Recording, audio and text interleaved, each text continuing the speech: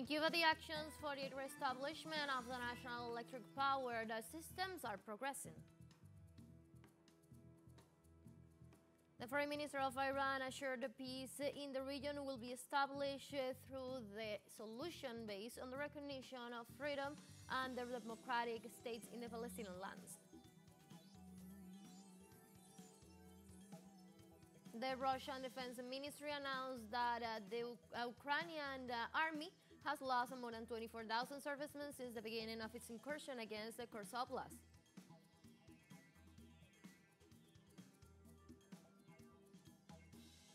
Hello, welcome to From the South. I'm Ana Marrero from the teleSUR headquarters in Caracas, Venezuela. Will you with the news, stay with us?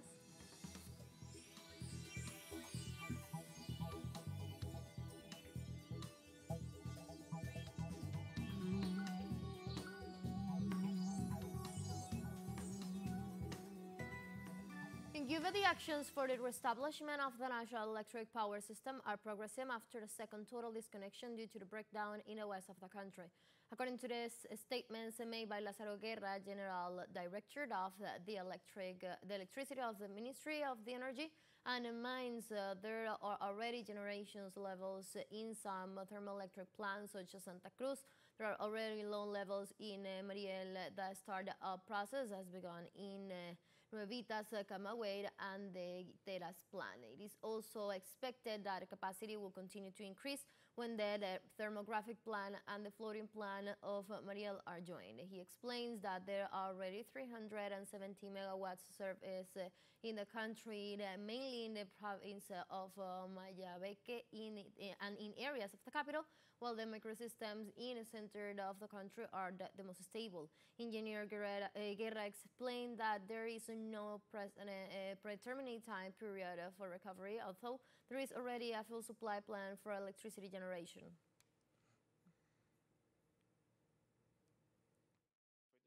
We are still looking for alternatives with the displacement of the MOA to also have the possibility of reaching Felton. Felton isn't available at the moment. We have had a situation in the thermoelectric plant of Cienfuegos since the system failure occurred. It is unavailable and we cannot count on it, but Felton is available.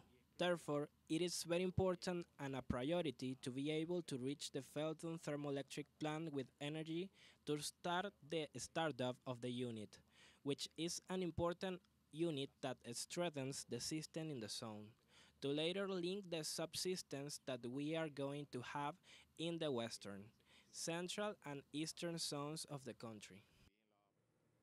The Director of Electricity of the Ministry of Energy of Cuba, Lázaro Guerra, assured that a corresponding work is being carried out to guarantee the restoration of the electrical system in the shortest time possible. We continue in this process. We will continue working intensely, always with the greatest possible tranquility to be able to successfully complete the process of restoring the system and in the shortest time possible to have the system fully restored. And, of course, the most important thing is to increase electricity coverage in the country. The President of Cuba, Miguel Díaz-Canel, reiterated the continuity of work to reestablish the national electric service with the objectives of achieving stability on the island. Through the social network, the Cuban president posted, "We are at the National Loan Dispatch. We're working hard and tirelessly to recover the electric system by the priorities in order to achieve stability. Admirable the wisdom and poise of those who are leading these complex hours, many of them young people."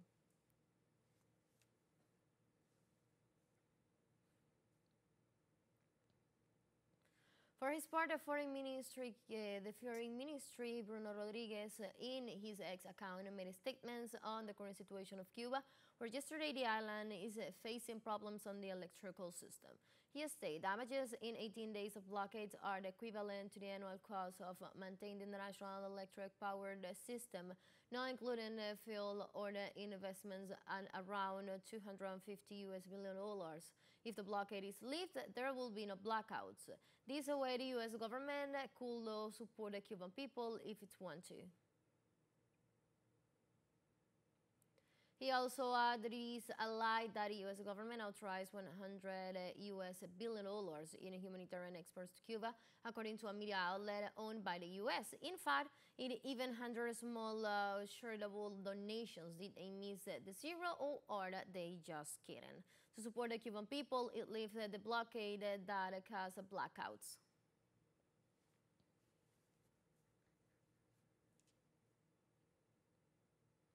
The first secretary of the Central Committee of the Communist Party of Cuba in Matanzas, Mario Sabins Lorenzo, announced the startup of a terrestrial thermoelectric plant. Through the social network X, the first secretary of the Communist Party assured that the startup process of the thermoelectric power plant has begun. There is experience to carry out a safe process. We continue moving forward united for Cuba.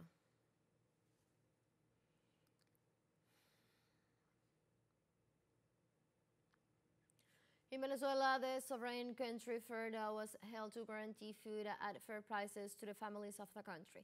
This Saturday, dozens of citizens of the sector of La Candelaria in Caracas were part of the feeding day through a purchase of food at fair and affordable prices.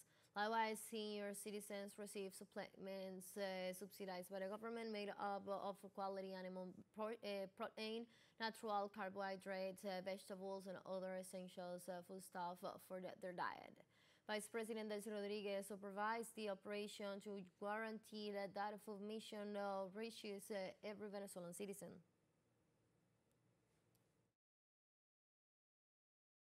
Venezuelan companies are contributing to the club with the Nutricita or oil. That is very important because it assumes that the Venezuelan state companies are activated to ensure the right to food of the people, but also activated in the economic activity itself. The Executive Vice President Delcy Rodriguez emphasized that the state-owned companies gave a productive response to the economic blockade against the country.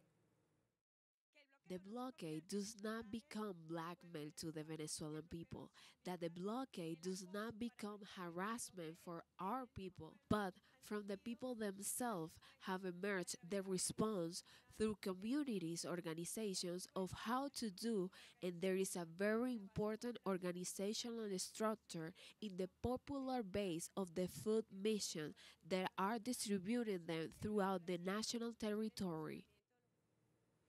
The government of Venezuela held a meeting with the general staff of non-oil experts to evaluate the process of the country's unified protocol. The Vice President, Delcy Rodriguez, affirmed that the economic actors will be able to start the export process in an average of 24 hours. She also reaffirmed her commitment to boost the experts union as part of the construction of the new economic model.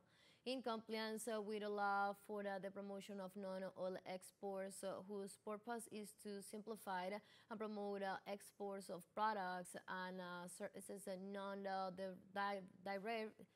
derived from petroleum.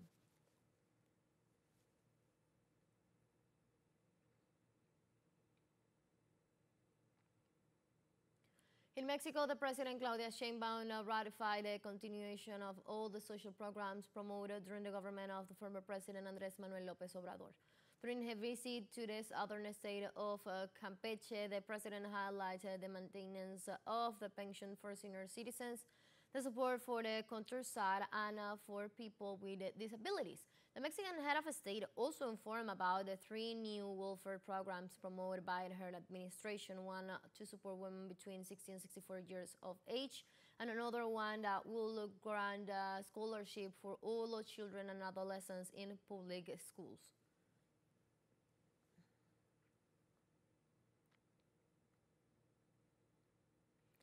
The government of the Dominican Republic detained in less than 15 days more than 18,000 Haitian citizens to expel them from their country. The Directorate of Migration reported that outbreaks of protests in the rejection of the measure taken by the government. However, that the demonstration was controlled and security was reinforced.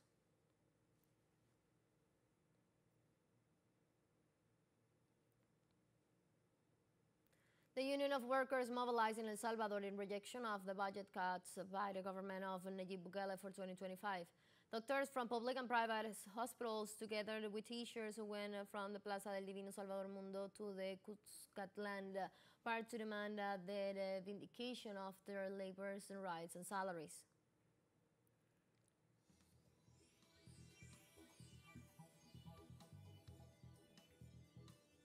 Let's take a very short break, but remember you can now join us on our TikTok account as teleSUR English, where you'll be able to see news in different formats, news updates, and more. Stay tuned for more news.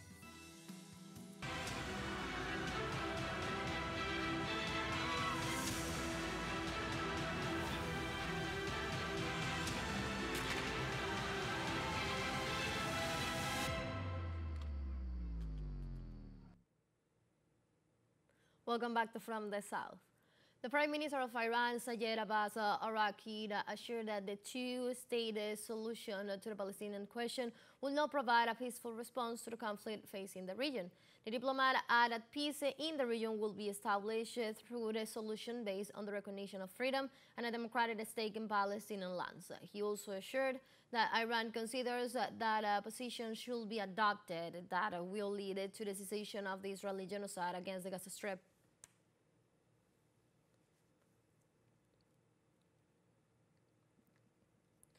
The United Nations Children's Fund denounced that more than 30 children died every day in the Gaza Strip as a consequence of the Israeli genocide against the people of Palestine, which started on October 7, 2023. The international organization stressed that after more than a year of Israeli aggressions against Palestine, the number of children killed by the occupation has exceeded 14,100, with the total number of deaths exceeded 42,000. In this regard, UNICEF stated that the crimes perpetrated by Tel Aviv have turned Gaza into a hell on earth for 40 million children living in the coastal enclave.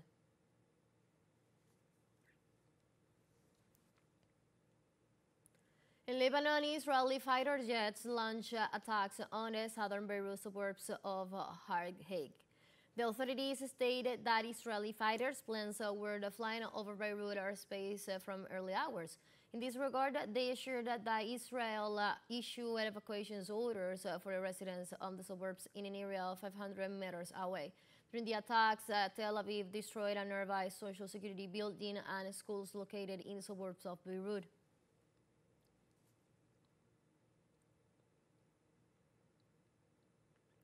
In Palestine, health authorities denounced a new escalation of aggressions by Israeli army against hospitals in the north of Gaza. The occupation forces carried out heavy aerial bombardments against Jabalia camp and other nearby areas, leaving thousands of people dead and wounded, most of them women and children. Tel Aviv forces also carried out attacks on the Indonesian hospital, on Al Hawa Hospital, injuring medical staff and putting the wounded at risk.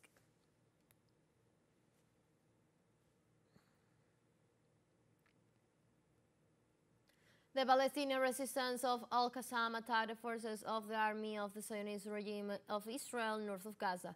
The Al-Qassam brigade announced that they attacked a D-9 bulldozer from Tel Aviv and a Merkava-type military tank of the Israeli regime. Likewise, the resistance reported casualties of an infantry group of the Zionist army after the explosion of a bomb on the road.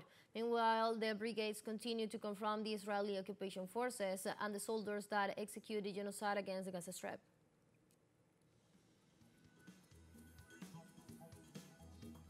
Let's take our last break, but before we invite you to visit our YouTube channel at teleSUR English, where you'll be able to watch interviews, sub-stories, special broadcasts, and more.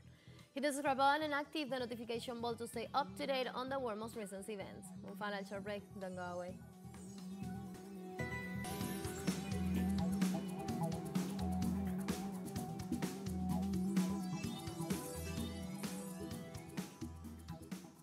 Welcome back.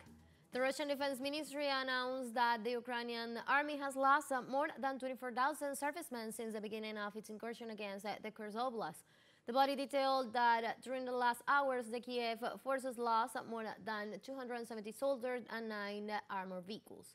Also, the total losses of Ukrainian military equipment since the beginning of the aggression against Kursk include 167 tanks, 957 armored vehicles, and 38 missile launchers manufactured by American companies. The Russian authorities denounced that Kiev forces are carrying out attacks on civilian facilities and residential areas, which have caused the displacements of more than 130,000 civilians.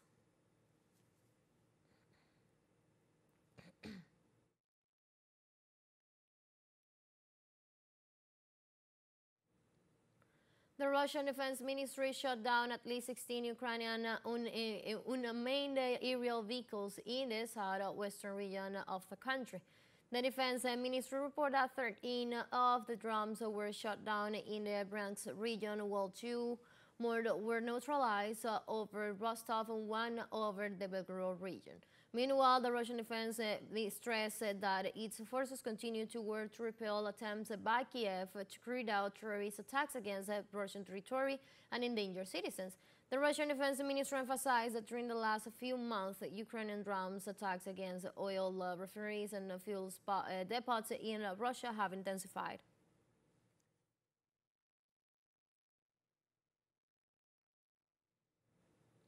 In Italy, the number of confirmed dengue fever cases rise to 650, including 194 cases of local transmission, as part of the health crisis sweeping the country. The Istituto Superiore de Sanità reported that most of the patients are adults, 51% of whom are men. Data detailed that the affected regions are Emilia-Romagna, Lombardy, Marche, Tuscany, Veneto, and Abruzzo, in addition to a case report with no place of origin specified. On the other hand, the Superior Institute of Health warned that so far no deaths have been reported compared to the last year.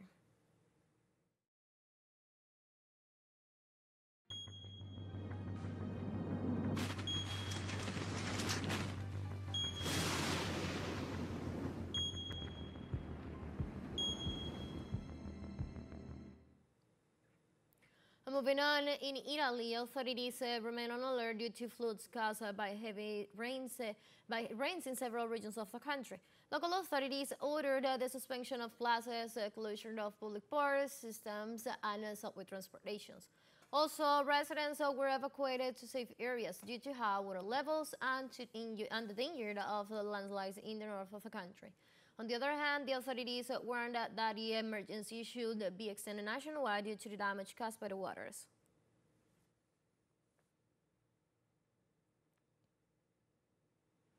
In Peru, emergency teams managed to extinguish forest fires that had been active since October 16 in several states of the country. The National Institute of Civil Defense detailed that most affected states were Arequipa, Ayacucho, and Cusco, where more than 700,000 hectares of forest have been reported to have been affected. Local authorities warned that residential areas have been affected due to the smoke released during the fires and which is still in the atmosphere.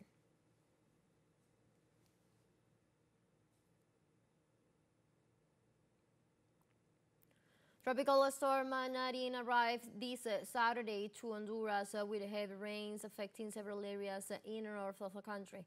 The National Center for the Atmospheric, Oceanic, and Seismic Studies report that Nadine is located 128 kilometers northeast of the island of Roatan with winds of up to 65 kilometers per hour. The meteorological entity attributed to the meteorological event the electric discharges which affect a great part of the country, and detailed that so far no infrastructure damages or injured persons have been reported.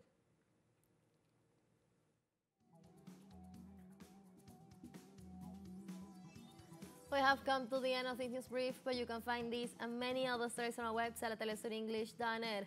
You can also join us on our socials around Facebook, on X, and on Instagram as well.